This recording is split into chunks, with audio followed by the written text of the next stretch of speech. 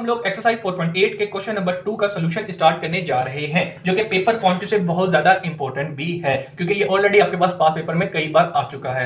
उसके अलावा बेटा अभी क्वेश्चन नंबर 2 है, 3 है, 4 है, 5 है, ये क्वेश्चन भी पेपर पॉइंट से बहुत ज्यादा इंपॉर्टेंट है। आपने इनको फाइनल के लिए तैयार करना है, ठीक है। ये बात हो गई। अब दूसरी बात ये कि भाई जब हम क्वेश्चन नंबर 2 के क्वेश्चन का सोल्यूशन कर रहे हो तो भाई तुमने उसको फोकस से समझना है। क्यों? क्योंकि भाई जब क्वेश्चन नंबर 2 का जिस मेथड के थ्रू हम क्वेश्चन कर रहे होंगे ना, सोल्यूशन करेंगे, उसी मेथड को फॉलो करते हुए हम आगे के क्वेश्चन का भी सोल्यूशन करेंगे। तो जब तुम क्वेश्चन नंबर 2 को अच्छी तरीके से समझ लो तो आगे के क्वेश्चन को खुद करने की कोशिश करना, क्योंकि ये उसी मेथड को फॉलो कर रहे होंगे। सही है। अगर कोई कंफ्यूजन या प्रॉब्लम हो तो फिर तुम मेरी वीडियो देख के अपना सोल्यूशन कर सकते हो। तो बात सिर्फ इतनी चीज है कि भाई क्वेश्चन नंबर 2 को फोकस से समझना, क्योंकि आगे के भी क्वेश्चन उसी मेथड के ऊपर फॉलो कर रहे होते हैं, तो आपको इजी रहेगा आगे के क्वेश्चन को समझने में। तो भाई फिलहाल हम स्टार्ट करने जा रहे हैं क्वेश्चन नंबर 2, ठीक है जी बेटा। तो क्वेश्चन नंबर 2 स्टार्ट करने जा रहे हैं। भाई क्वेश्चन नंबर 2 में हमें सबसे पहले कहा गया है, if the 7th and 10th term of an HP are 1/3 and 5/21 respectively। तो भाई सबसे पहले जो हमें कहा गया है कि 7 and 10 term in HP यानी कि हार्मोनिक प्रोग्रेशन और 1/3 and 5/21 respectively। respectively का मतलब ये होता है बेसिकली पहला पहले के लिए, दूसरा दूसरे नंबर के लिए होता है। सही है। तो इसका मतलब ये होगा कि 7 टर्म 1/3 है और 10 टर्म 5/21 है। फिर इसके बाद में हमें कहा गया है फाइंड 8, 14 and 20 टर्म। तो भाई हमें जो मालूम करना है वो 14 and 20 टर्म मालूम कर देनी है। तो दो टर्म्स दी गई हैं, उन दो टर्म्स को यूज करते हुए हमें ये दो टर्म मालूम करनी है। तो चलिए जी आ जाए। तो भाई सोल्यूशन लिखा, सोल्यूशन लिखने के बाद जो हमें सीक्वेंस दी गई है, कौन सी दी गई है? हार्मोनिक दी गई है, ठीक है जी। तो हम यहाँ पे लिख देते हैं इन हार्मोनिक प्रोग्रेशन, ठीक है जी बेटा। एचपी जिसको हमने लिखा है, इसमें हमें क्या दिया गया है? 7 टर्म दी गई है सबसे पहले, तो यहाँ पे हम लिख देते हैं 7 टर्म और फिर इसके अलावा 10 टर्म दी गई है। ऐसा ही है, 7th and 10th term of harmonic mean are 1/3 और उसके अलावा 10 टर्म क्या है? 5/21। ऐसा है या नहीं है? जी बिल्कुल ऐसा ही है। फिर इसके बाद में रिक्वायर्ड बेसिकली हार्मोनिक के अंदर क्या है, हमें जो मालूम करना है वो क्या करना है? 14 टर्म मालूम करनी है बेटा। 14 टर्म इस तरीके से हो जाएगी। उसके अलावा और क्या मालूम करना है? 20 टर्म मालूम करनी है, ठीक है जी। ये दो चीजें, ये चीज दी है और ये चीज हमें मालूम करनी है, ठीक है जी। अब बेसिकली बात यहाँ पे ये है कि बेटा ये जो हमें हार्मोनिक की दो टर्म्स दी गई हैं, हमें हार्मोनिक के अंदर ये दो चीजें मालूम करनी है। लेकिन मेन मसला आपको ये बात पता है कि हार्मोनिक के अंदर कोई इसके अपने फार्मूलाज नहीं है। हम क्या करते हैं कि इनके जो सीक्वेंस होती है उनको रेसिप्रोकल करते हैं, उसकी जो कंडीशन उसको यूज करते हुए इसको रेसिप्रोकल करके जो सीक्वेंस होती है उनको हम एपी के अंदर करते हैं, अर्थमेटिक प्रोग्रेशन के अंदर करते हैं और अर्थमेटिक प्रोग्रेशन के फार्मूलाज यूज करते हैं। उसके थ्रू हम हार्मोनिक का आंसर देने की कोशिश करते हैं। तो यहां पे भी वही काम करेंगे। क्या? जरा देखो कि भाई सबसे पहले इन हार्मोनिक प्रोग्रेशन में हमें ये दिया गया और ये रिक्वायर्ड है, तो इसको सबसे पहले हम एपी में करेंगे, ठीक है जी। तो एपी के लिए हम यहाँ पे क्या करेंगे? एपी के लिए हमें सबसे, अगर ये चीज लिख दो तो ज्यादा अच्छी बात है। क्या कि भाई एज वी नाउ दैट कि भाई एचपी, ठीक है जी, एचपी इज द रेसिप्रोकल, ठीक है जी, reciprocal of AP harmonic progression, ठीक है जी। तो इस कॉन्सेप्ट इसकी स्टेटमेंट को यूज करते हुए हम जरा देखेंगे ये एचपी से हम एपी में कन्वर्ट करते हैं कैसे। जरा देखो भाई एपी के अंदर 7 टर्म 1/3 है, तो भाई एचपी के अंदर क्या होगी? इसकी रेसिप्रोकल हो जाएगी। तो 3 ऊपर चले जाएगा, 3 इसके नीचे आएगा, तो 3 1 से डिवाइड करोगे 3 आएगा। तो भाई इसका तुमने रेसिप्रोकल कर दिया, तो हार्मोनिक में ये टर्म थी, तो एचपी के अंदर ये 7 बन जाएगी। इसी तरीके से 10 टर्म आपके पास क्या बन जाएगी? इसका रेसिप्रोकल कर दो, तो ये 21 ऊपर आ जाएगा और 5 नीचे आ जाएगा। सबसे पहले ये सबसे इंपॉर्टेंट चीज जो तुम लोगों को समझ आनी चाहिए। अगर ये चीज समझ आ गई तो आगे का क्वेश्चन ईजी है समझने के लिए। क्या? जरा देखो भाई हार्मोनी में हमें इसने ये दो टर्म दी गई थी और ये रिक्वायर्ड था। हमें पता है कि भाई हार्मोनी के कोई फार्मूलाज नहीं है, हम डायरेक्ट ये चीजें नहीं निकाल सकते। तो सबसे पहले हमने इसको एपी के अंदर कन्वर्ट किया। तो एपी के अंदर कन्वर्ट करने के लिए क्या किया?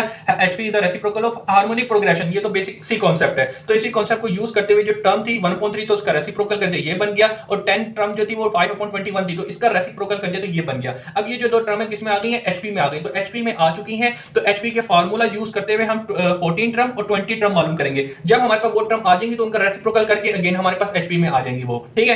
तो ये कॉन्सेप्ट यूज करेंगे। तो सबसे पहले जो चीज हम यहाँ पे करने जा रहे हैं वो ये करने जा रहे हैं कि यार ये जरा देखो Tn is equal to a plus n minus 1 into D होता है। ये फार्मूला होता है या नहीं होता? तो भाई मुझे ये बताओ कि 7 टर्म के लिए क्या हो जाएगा। अगर मुझे ये 7 टर्म मालूम करनी है तो 7 टर्म के लिए इधर पुट करो a प्लस n की जगह क्या आ जाएगा? 7 माइनस 1 इंटू डी। तो इसको सोल्व करो, 7 टर्म इज इक्वल टू 7 में से 1 गया तो ये किसके इक्वल आएगा? 6d आ जाएगा। सही जी। और इसी तरीके से t क्योंकि 10 टर्म की भी जरूरत है, तो n की जगह 10 डालेंगे तो a प्लस n माइनस 10, तो n की जगह 10 आ जाएगा क्योंकि यहाँ पे n की जगह 10 लिखा हुआ है 1 इंटू डी। उसके अलावा ये इस तरीके से हो जाएगा 10 term equal to a plus 10, 10 में से 1 गया 9 बचा इंटू डी। सही है बेटा। अब बात यहाँ पे देखने वाली ये है, ये चीज मैंने सिर्फ उन बच्चों के लिए करके दिखाई जिनको मुश्किल होती है, क्योंकि ऑलमोस्ट तमाम बच्चों को पता होगा कि 7 टर्म इक्वल होती है a प्लस 6g के, और इसी तरीके से 10 टर्म जो इक्वल होगी a प्लस 6g के इन जनरली। लेकिन उन बच्चों के लिए स्पेशली सोल्यूशन करके दिखाया जिनको ये प्रॉब्लम होगी कहां से आया, बेसिकली जनरल टर्म का फार्मूला यूज करते हुए आया।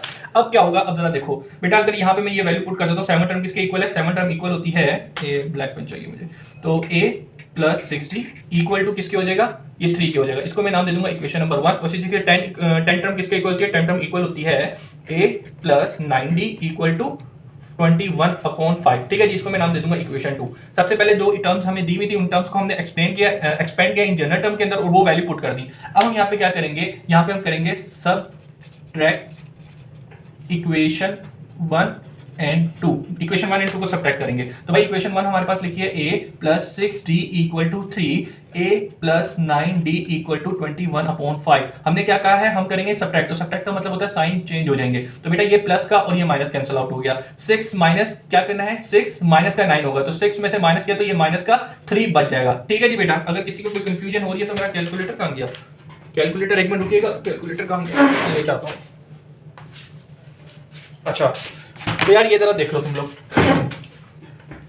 कि भाई यहाँ पे 6 था और ये माइनस का 9 था, तो ये माइनस का क्या आया, माइनस का 3d बन गया, क्योंकि d तो इसी तरीके से उतरा रहेगा। इसी तरीके से यहाँ पे क्या लिखा हुआ है 3 और माइनस 21/5 करना, ऐसा है या नहीं है जी, बिल्कुल ऐसा है। 3 माइनस 21/5 है, तो इसकी पूरी वैल्यू लिखी, क्योंकि एलसीएम लेना तुम अलग करके एलसीएम ले सकते हो, तुम्हें समझ आता है तो ले लो। जिन बच्चों के लिए मसला है तो वही वो कैलकुलेटर में पूरी वैल्यू डालो और अपना आंसर दे दो। ऐसा है या नहीं है जी, बिल्कुल ऐसा ही है। तो भाई जब तुमने दो इक्वेशन को डिवाइड किया तो यहाँ से आपके पास ये काम हो गया। अब बेटा यहाँ पे सबसे पहले देखो ये माइनस और माइनस कैंसिल आउट हो गया, 3 इक्वल टू 6/3 आ गया। बेटा ये 3 से मल्टीप्लाई हो रहा है, इधर जाके डिवाइड होगा, तो 6 और एक दूसरे को कैंसिल आउट करेंगे, तो इसको एक ही स्टेप में तुम डायरेक्ट काट सकते हो। तो यहाँ पे आपने जिसने काटा 3 1 3 3 2 6 होता है, तो d इक्वल टू 2/5 आ जाएगा। ठीक है जी बेटा, अब ये d की वैल्यू मालूम करी। ठीक है, अभी मैं कह रहा हूँ कि तुम लोगों को जो सोल्यूशन करा रहा हूँ ना, इसको देखो जिस तरीके से लेके चलाओ, इसके बाद एक ओवरव्यू दूंगा तो तुम लोगों को तमाम चीजें क्लियर हो जाएंगी। अभी तक जो जो काम कर रहा हूँ उसको 10 देखो। ठीक है, अच्छा तो भाई यहाँ तक हमने d की वैल्यू निकाल ली। अब d की वैल्यू निकालने के बाद हम क्या करते हैं, 4a के लिए अब काम करते हैं। तो भाई हम क्या करते हैं, पुट d वैल्यू, ठीक है जी, put the value of d in equation. अब इक्वेशन 1 या 2 इस दोनों में से किसी भी इक्वेशन के अंदर पुट करो, वहां से d की वैल्यू पुट करोगे तो a की वैल्यू आ जाएगी। तो मैं क्या करता हूं, इक्वेशन 1 के अंदर पुट कर देता हूं, क्योंकि सबसे आसान इक्वेशन a ही है, 1 ही है। तो इक्वेशन a क्या दी हुई है यहाँ पे, a plus 6d equal to 3 है। ऐसा ही है जी, बिल्कुल ऐसा ही है। तो d की वैल्यू क्या है हमारे पास, d इक्वल टू 2/5 है जी, बिल्कुल। तो भाई d की वैल्यू डालते हैं प्लस 6 इंटू डी, डी की जगह आया 2/5 इक्वल टू 3। तो भाई यहाँ पे जरा देखो 12 हो जाएगा। ठीक है जी, 12/5 इक्वल टू 6। अब जरा देखो आगे चलते हैं, यहाँ पे प्लस क्या होता है जाके माइनस का, तो 3 माइनस 12/5 हो जाएगा। ऐसा ही जी, बिल्कुल ऐसा ही है। तो हम जरा देखो 3 माइनस 12/5 है। ठीक है ना भाई, ये देखो पूरी की पूरी वैल्यू ले ली मैंने। यहाँ पे एलसीएम लेना, तो एलसीएम लेने का सबसे आसान तरीका कैलकुलेटर। तो a की वैल्यू क्या निकल के आई, 3/5। तो 3/5 निकल के आ गई जी, बिल्कुल निकल कर आ गई। अब यहाँ पे क्या होगा, अभी यहाँ से आगे तुम लोगों का काम स्टार्ट होने वाला है। उसके लिए अगेन मुझे पेज की जरूरत है। अब पेज मैंने दूर रखा है, वो मैं लेके आता हूँ।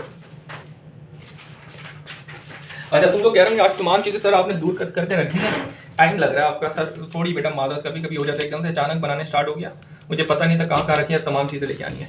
चले अभी कंटिन्यू करते हैं। तो भाई अभी तक डी की वैल्यू निकाली, ए की वैल्यू निकाली। तो भाई हमें अब जरा देखो किसी भी टर्म को मालूम करने के लिए, ठीक है, जैसे कि तुम्हें पता है यहाँ पे मैं 14 और 20 टर्म चाहिए होती है। तो भाई किसी भी टर्म को मालूम करने के लिए ए और डी की जरूरत होती है। तो इसीलिए अभी तक जो काम किया वो ए और डी मालूम कर लिया। ठीक है, तो हमें कौन सी चीज रिक्वायर्ड थी, सबसे पहले 14 टर्म थी। ठीक है, ये था या नहीं था, 14 टर्म और 20 टर्म, सही है जी। तो मुझे बताओ 14 टर्म यानी कि tn is equal to a plus n-1 into D होता है। तो इसको हम किस तरीके से 14 टर्म मालूम करना है, तो 14 टर्म किसके इक्वल थी, 14 टर्म वैसे अगर देखा जाए अच्छा ये उसी का कॉन्सेप्ट है। तो भाई 14 टर्म किसके इक्वल थी, तो 14 टर्म इक्वल थी a प्लस 4n की जगह क्या आ जाएगा 14-1 इंटू डी।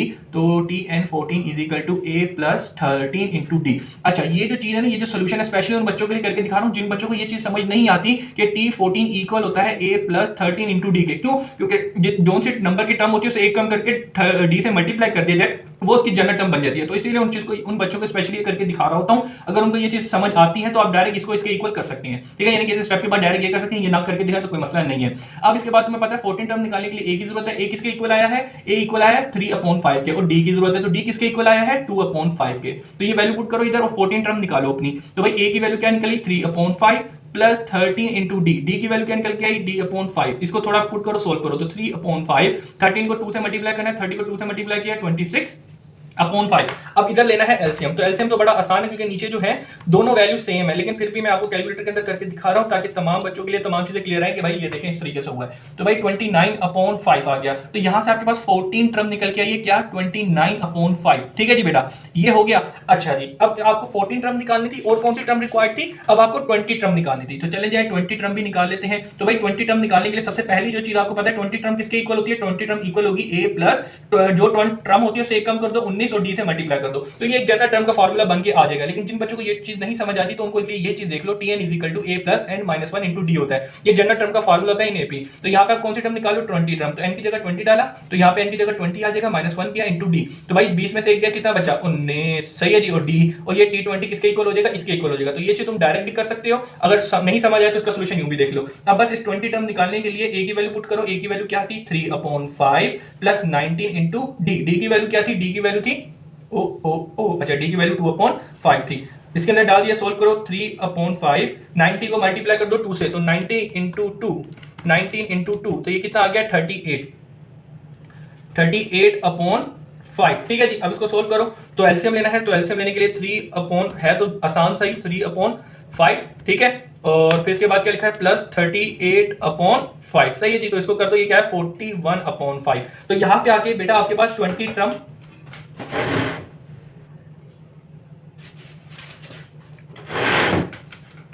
अच्छा जी,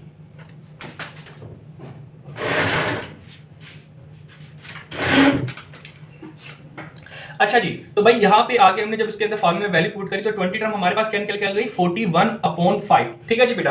तो यहां पर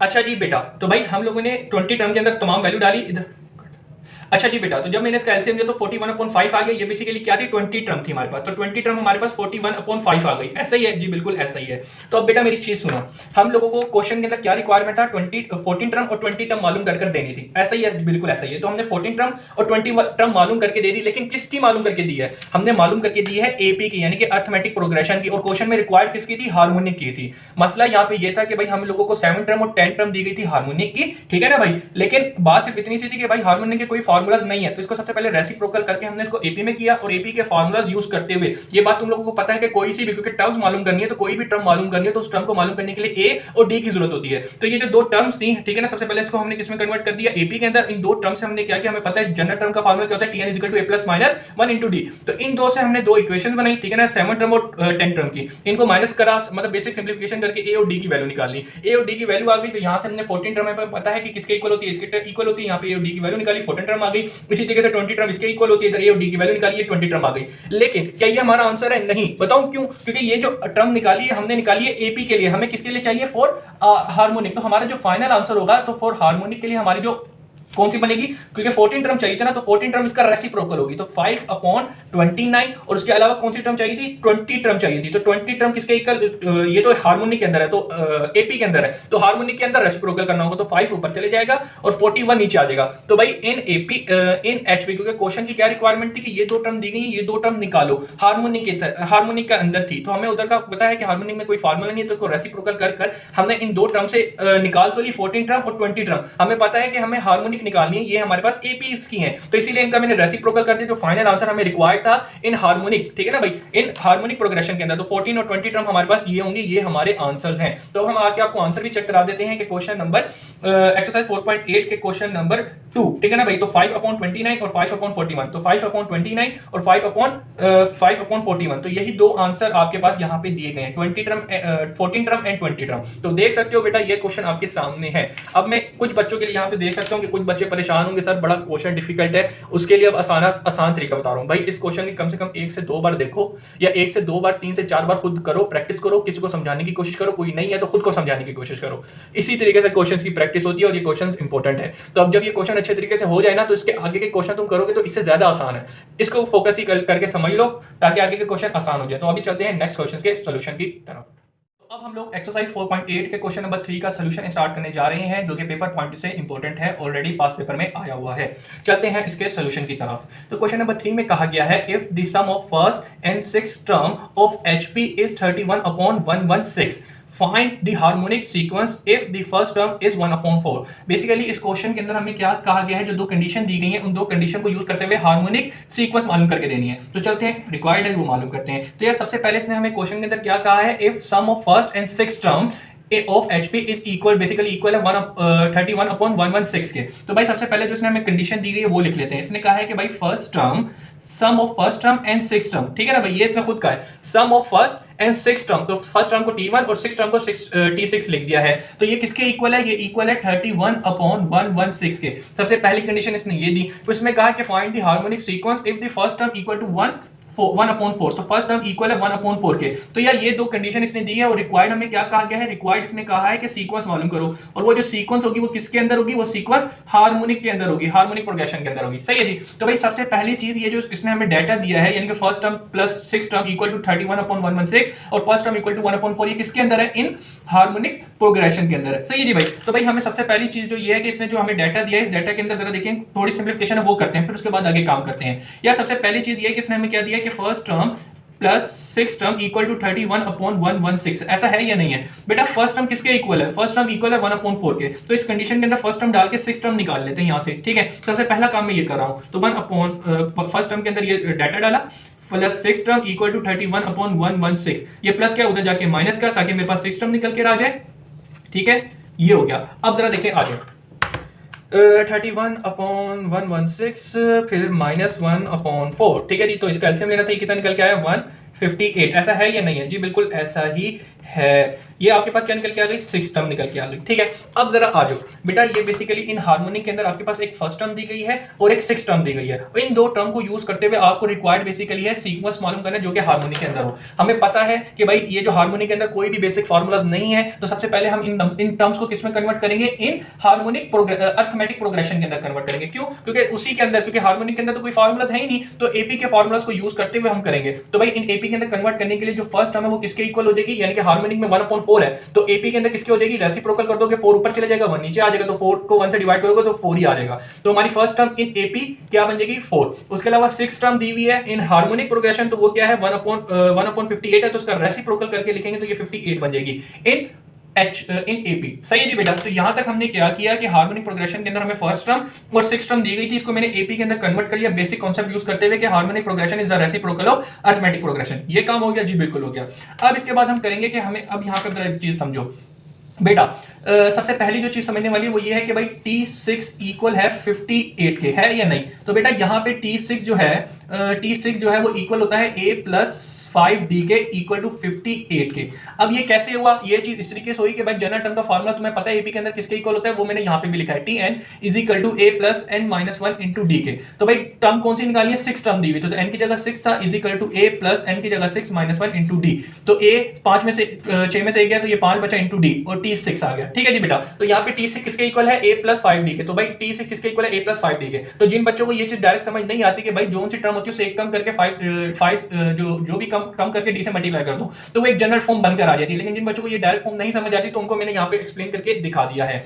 अब आगे क्या होगा, अब बेटा ये मुझे बताओ कि यहाँ पे इधर हमें फर्स्ट टर्म की जरूरत है, तो फर्स्ट टर्म तो इसने हमें डायरेक्ट दी है, यानी कि ए किसके इक्वल होता है, फर्स्ट टर्म के। तो फर्स्ट टर्म किसके इक्वल है, 4 के। तो यहाँ पे मैं 4 की वैल्यू, ए की वैल्यू डालता हूँ, वो 4 आ गया, 5 into D is equal to 58 आ गया। ये प्लस क्या उधर जाके माइनस का, ठीक है जी। तो 5d इक्वल टू 58 माइनस 4, अब इसको माइनस कर दो तो 58 में से माइनस 4 किया तो कितना हो जाएगा 54। जिन बच्चों को मुश्किल है जरा देख लो भाई, 58 माइनस 4, ठीक है यही है ना 54, जरा देख लो, हाँ 54। अच्छा जी, ये 5d इक्वल टू 54 आ गया, d की वैल्यू निकालनी है, 5 मल्टीप्लाई और उधर जाके डिवाइड कर दो, 54/5 ये d की वैल्यू आ गया, क्योंकि एक दूसरे को कैंसिल आउट नहीं कर रहे परफेक्ट, तो ये इसी तरीके से रहेगा। अब बेटा जरा देखो, ये d की वैल्यू आ गई और a की वैल्यू तुम लोगों को डायरेक्ट दी हुई है, ऐसा है या नहीं है जी, बिल्कुल ऐसा ही है। अब इसका आगे सोल्यूशन करना है, उसको जरा समझो, उसको समझाना है मुझे। समझो ऑलमोस्ट क्वेश्चन कंप्लीट हो चुका है, अब आपका आंसर है। अच्छा बेटा मुझे ये बात बताओ, मेन क्वेश्चन है हमें क्या रिक्वायरमेंट है, सीक्वेंस मालूम करनी है, ठीक है। तो सीक्वेंस किस तरीके से होती है, first term, second term, third term and so on to जाते जा रहे हैं, ये सीक्वेंस है ना। तो तुम्हें सबसे पहले फर्स्ट टर्म मालूम करनी है, तो फर्स्ट टर्म किसके इक्वल होती है, ए के। तो उसके बाद में तुम लोगों को सेकंड टर्म मालूम करनी है, सेकंड टर्म किसके इक्वल होती है, ए प्लस डी के। उसी तरीके से थर्ड टर्म किसके इक्वल होती है, थर्ड टर्म इक्वल होती है ए प्लस 2d के, ठीक है ना। 3 टर्म निकालो काफी है ना भाई, क्योंकि सीक्वेंस बतानी है, 3 टर्म कर दोगे काफी है। तुम्हारा दिल करता है तो ज्यादा निकालिए, ज्यादा भी निकाल सकते हो। ए क्या है फर्स्ट टर्म, तो ए तो हमें डायरेक्ट पता है 4 है, वो लिख दो। उसके अलावा ए प्लस डी है, तो ए की वैल्यू क्या है 4 प्लस डी, डी की वैल्यू क्या निकाली 54/5, ठीक है जी। अब इसका एलसीएम ले लो ताकि तुम लोग सेकंड टर्म निकाल लो। ये क्यों निकाल लो अभी थोड़ी देर में समझ आ जाएगी, अगर किसी बच्चे को भी कोई भी कंफ्यूजन है तो इसका एलसीएम लिया तो ये क्या आ गया 74/5। अब इसी तरीके से आगे चलते हैं, तो यहाँ पे ए की वैल्यू क्या है 4 into D, 2 into D, D की वैल्यू क्या है 54/5। अच्छा जी, अब क्या करोगे जरा देखो, इसको इससे मल्टीप्लाई करना है 4 प्लस 2 को मल्टीप्लाई कर दो 54 से, तो ये कितना आ गया 108, ऐसा है या नहीं है, और नीचे 5 में। तो एलसीएम लेना है 4 प्लस 108, 4 प्लस 108 जमा 5, सही है जी। तो ये क्या आ गया, ये किसके इक्वल आ जाएगा 128/5। तो ये आपके पास कौन सी टर्म निकल के आ गई, थर्ड टर्म निकल के आ गई। अच्छा जी, तो भाई आपने ये जो सीक्वेंस मालूम करी है, ठीक है ना, ये जो सीक्वेंस मालूम करी है, फर्स्ट टर्म क्या है सीक्वेंस की 4, फिर दूसरी टर्म क्या निकल गई है 74/5, और तीसरी टर्म क्या निकल गई है 128/5 एंड सो ऑन टू, ये जाते जा रहा है। ये जो सीक्वेंस है ये कौन सी है, ये जो सीक्वेंस है ये अर्थमेटिक प्रोग्रेशन है। क्यों, क्योंकि ये जो आपने बेसिकली जो टर्म्स का यूज किया था, ये टर्म जो आपने यूज की थी ए और डी निकाला था एपी के अंदर से निकाला था, और ये जो सीक्वेंस भी बनी है एपी के अंदर बनी है, लेकिन मेन जो रिक्वायरमेंट है वो किसकी थी, हार्मोनिक की थी। तो भाई फॉर फाइनल आंसर आपको हार्मोनिक के अंदर निकालना है, तो हार्मोनिक सीक्वेंस के लिए आप क्या करेंगे, इसका रेसिप्रोकल कर दें। तो ये 4 है तो ये 1/4 बन जाएगा। इसके अलावा ये 74/5 है तो 5 ऊपर आ जाएगा, 74 नीचे आ जाएगा। इसी तरीके से 5 ऊपर चले जाएगा और 128 नीचे आ जाएगा, एंड सो ऑन टू, ये चलता जाएगा। तो अब जो सीक्वेंस बनी है कौन सी बनी है, हार्मोनिक प्रोग्रेशन की बनी है। अगर इस तरीके से आगे करके लिख दोगे तो अच्छी बात है, सही है, ताकि जब तुम लोग बाद में नोट कर रहे हो तो तुम्हें पता चल जाए कि ये क्या है और ये क्या है, बस रेसिप्रोकल की है। तो यहाँ पे आके जो आपका फाइनल आंसर था क्वेश्चन की जो रिक्वायरमेंट थी कि भाई आपको ये दो कंडीशन दी गई थी, इन दो कंडीशन के अंदर बेसिकली आपके पास फिक्स टर्म और फर्स्ट टर्म छुपी हुई थी। तो ये जो टर्म थी इनको सबसे पहले तुमने एपी में कन्वर्ट किया, एपी में कन्वर्ट करने के बाद जब एपी में कन्वर्ट हो गया, एपी के फार्मूलाज यूज करे, ए और डी की वैल्यू मालूम करी,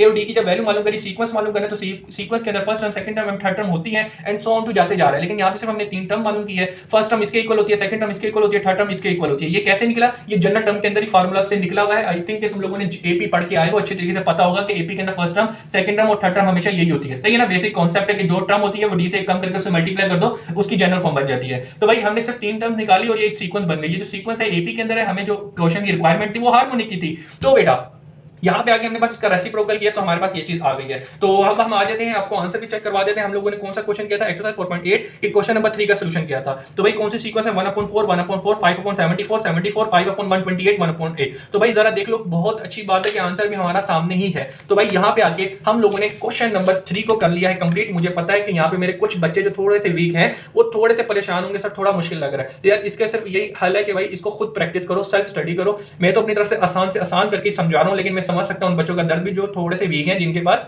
मतलब कि प्रैक्टिस करने का टाइम नहीं है। तो यार तुम प्रैक्टिस करो, किसी को समझाने की कोशिश करो, अगर कोई समझाने के लिए नहीं है तो खुद को समझाओ। तो इसी तरीके से की प्रैक्टिस होगी। मैं भी अभी टीचर जो बनाऊं इसी काबिल बनो कि दूसरों को समझा के खुद को समझा के प्रैक्टिस कर तो तुम भी करो। और ये एक इंपॉर्टेंट एक्सरसाइज है, कुछ करो ना करो, रट्टा मार लो लेकिन करो। इंपॉर्टेंट क्वेश्चन है, आपको आगे काम आएंगे, मतलब पेपर पॉइंट से इंपॉर्टेंट है। तो बेटा यहाँ पे हम लोगों ने फिलहाल क्वेश्चन नंबर 3 को कर लिया है। चलते हैं इनके नेक्स्ट क्वेश्चन के सोल्यूशन की तरफ।